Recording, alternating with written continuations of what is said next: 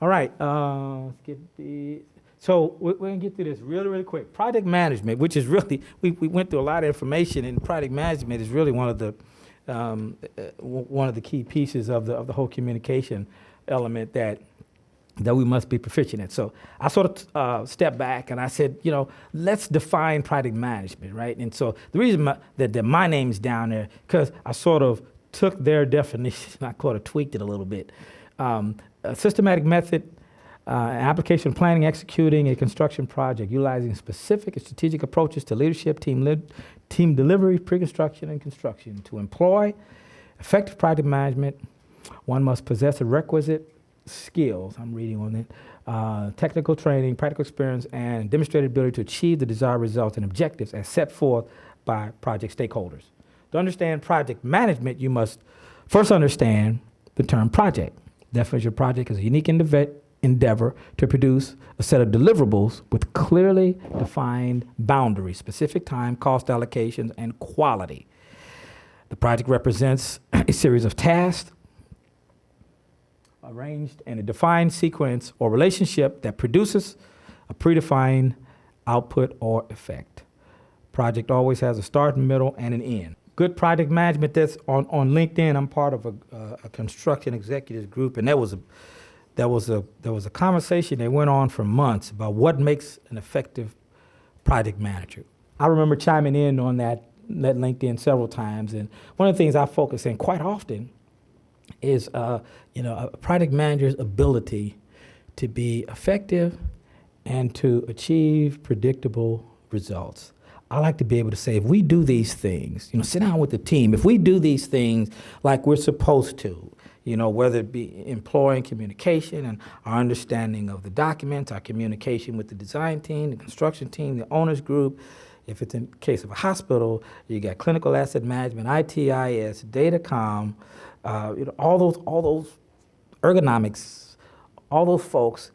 If you communicate and do those things well, you can literally predict, I believe, the outcome of your project. Now, I'm going to pick on Mr. Malamphy again. He may or may not agree with this, but I actually predicted the outcome of Missouri Baptist Medical Center. Everybody was whole at the end, but in terms of financial, the financial prediction, I didn't predict necessarily the performance of everybody. And that was always a constant management of communication. But because the way that integrated project delivery team sort of worked together, and through the good and the bad, we were, I was just sort of the quarterback of it, but we actually predicted how that thing would turn out. Project management, interpretation of all the documents, read, however you coin it, front ends again. How many times have we said that today? Cross-referencing the documents with your bid proposal, making sure you picked up any conflicts, right? Identify ways to mitigate and resolve work conflicts that you discover, right? If you discover them, RFI, request for clarification. Identify defensive positioning strategies, and I put that literally at the bottom of each one, because if you look at if you do any case studies and you look at lawsuits and claims, and they always come back to usually documentation, communication, and people failing to maintain a defensive position for themselves or for their company, and you can do that by communicating.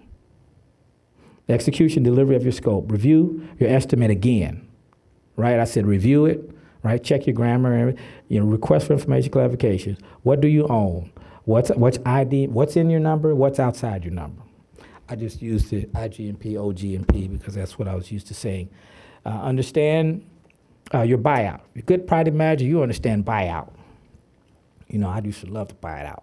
Job costing, labor materials tracking, long lead, home office overhead versus your field costs, maintaining auditable. And if you have a project manager that works for you, they need to be proficient at these things. Not, I think I've done that before, but they need to be proficient at it, at least if you ever expect to be on a large project. Certain things I don't believe are ready for you to just cut your teeth on. Certain projects you just have to.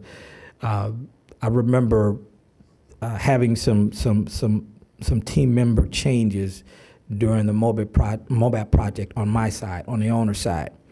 And I remember going to my superiors and saying, very respectfully, this is not a project for someone to cut their teeth on. It's not. I'm in a position where I didn't even have time to coach, or train or sit down. The train was moving. And that's sort of how I see this campus renewal project in many respects. Maybe not in every respect, but in many respects, the train is gone, and it doesn't represent a project that we should cut our teeth on. Now, that may sound contrary to maybe even some of the efforts that why we're all here. I'm just here because I've seen the ugly and I've seen the nasty of being in the wrong place at the wrong time. Any lower, higher tier scopes to coordinate. Understand that. I hit that, I'm sorry. Maintaining auditable accounting records. The owner has a right to audit and to preserve the data. I've written the contract language that gave the owner the right to audit certain things.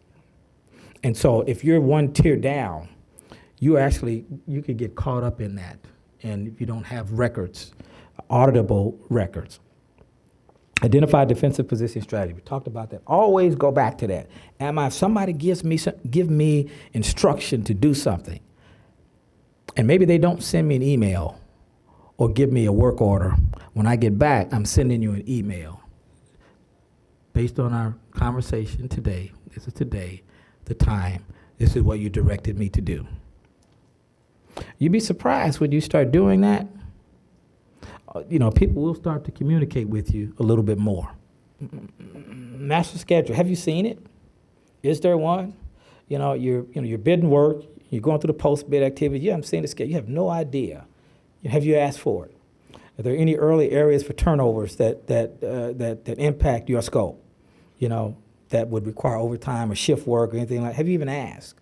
You find out 3 months later that all of a sudden they need you to do some shift work or overtime. You didn't put it in your, but you didn't talk about the schedule going in. Again, identifying work conflicts. What's the critical path? Define your long lead challenges and how those things impact. What's the impact for owner approvals? I work for BJC. If there was a delay, we could provide it. If there was a delay to be had because of a decision that needed to be made, I'm telling you, I don't know that anybody does it better. But how does that, and the good thing that, we had an IPD, and so they would always acknowledge that and tell me, Marvin, this is him. And I would say to David, write me a letter. Let me know there's an impact. Let me know there's an impact. Because sometimes I had to run things up the flagpole. Impact of authorities having jurisdiction. Sometimes the inspector, fire marshal will come out and say one thing today, come out tomorrow and say something else. Owner provided, contractor installed, OPCI. How do those things impact you? Clinical asset management, FF&E, Datacom, IS, move management, artwork, furnishings, ergonomics, end user expectations. If you're in a hospital, all these things are going to hit you, regardless of what tier you are. And of course, delays, whether owner or contractor, other trades, those typical things. Overtime, did you include it in your price? Do you have any float in your schedule? Lack of planning on your part doesn't constitute emergency on mine. Document all direction given to you by an upper tier contractor or direction that you give to a lower tier contract. Communication. It's not just top down to you, but you going up or you going down if you have a lower tier. Copy of field tickets and things like that. Keep communication logs. Request communication logs are key. I called you 3 times. These are the date. This is the time I called you. Email log. Request for information clarification. Note all conflicts in contract documents. Be at all meetings. There we go, Lord. Be at all meetings and develop record documents. Document weather and all other delays and project impacts. Document. Take your own pictures. Document. Go out to NOAA. When we're calculating weather days, we go to NOAA and see what the weather was, or what the weather's going to be. Note all scope, coordination, conflicts, including owner, AHJ, etc. Key strategy for success. Effective communication is the best and most effective means to maintain proper defensive positioning. I guess you got to get burned a few times to maybe even understand what I mean by that statement. Defensive positioning, what is that, football? Or, I guess you have to be burned a few times to know what that, I have. And I will document that you put the pencil down and where you put it, But it's just about lessons learned. Sometimes we don't even sit down after a project with our team internally and say, what were the lessons that we learned on this job? What did we do well? What do we need to improve upon? We don't do it. We're looking for the next job. To avoid misunderstanding, always get an understanding. Number 5, this is the last, I think this should be the last one. Close out, A lot of times we get burnt at closeout. Once again, go back to the specs. See what it says about closeout. Punch list doesn't start at the end of the job. Most of us think, don't we? We think punch list at the end of the job, come on in and look at in my mind, it starts at the beginning of the job. I'm punching that thing from day one. You know what I mean? We signing off on things as we go along. Please don't wait to the end. Establish a pre-punch process and sign off of your work. Establish your process. Become very process-driven. You just be surprised how much it helps you. A process. I fuss at the girls all the time about process.